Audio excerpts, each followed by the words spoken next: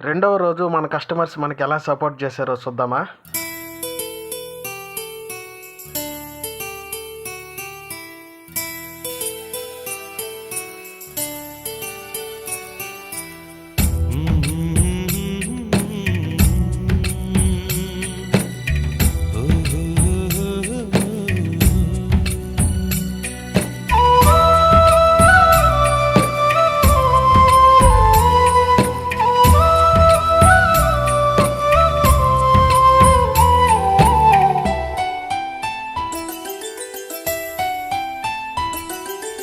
లాస్ట్లో ఈ 4 అయితే మిగిలాయి.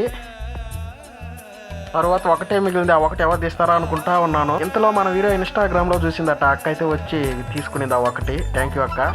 మొత్తం అయితే ఖాళీ అయిపోయాయి. టైం అయితే 11 అయ్యింది. అలాగే మన కస్టమర్స్ అందరికీ థ్యాంక్ యూ సో మచ్.